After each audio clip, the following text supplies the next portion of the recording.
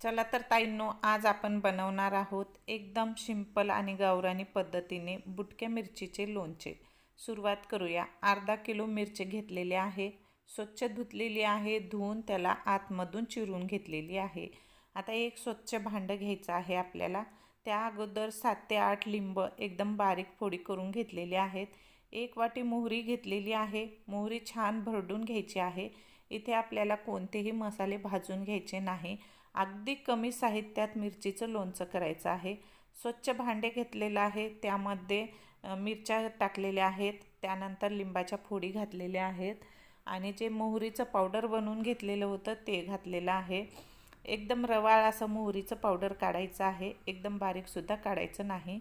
छान मिक्स करून घ्यायचं आहे। त्यानंतर आपल्याला मसाले घालायचे आहेत। 2 चमचे हळद घातलेली आहे आणि 4 चमचे मीठ घालायचं आहे। आता इथं एकूण 5 चमचे मीठ घालणार आहोत। अर्धा किलो मिरचीला एकूण 5 चमचे मीठ एकदम परफेक्ट माप आहे। हे लोणचं 1 ते 2 वर्ष अजिबात खराब होत नाही, जशास तसं हिरवंगार राहतं। त्यामुळे आपल्याला मीठ एकदम परफेक्ट घालायचं आहे। छान असं मिक्स करून घ्यायचं आहे। मिरचीला अजिबात ओलसरपणा किंवा पाणी ठेवायचं नाही, एकदम कोरड्या फट मिरच्या करून घ्यायच्या आहेत। हवा असेल तर यामध्ये अर्धी वाटी लिंबाचा रससुद्धा टाकू शकता, एकदम छान असा ओलसरपणा येतो आणि मिरची अजिबात तिखट लागत नाही। तर आता 1 वाटी लसूण, गावरानी लसूण घेतलेला आहे, त्यामध्ये 1 चमचा मीठ घालून छान मिक्सरला आबडधोबड काढून घ्यायचं आहे। एकूण 5 चमचे मीठ घातलेलं आहे।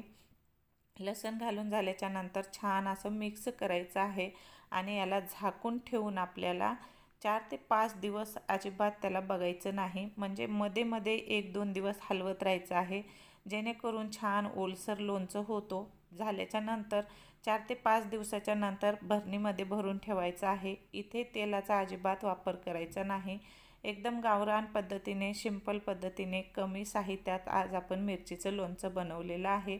नक्की एकदा करून बघा आणि त्यानंतर सांगा।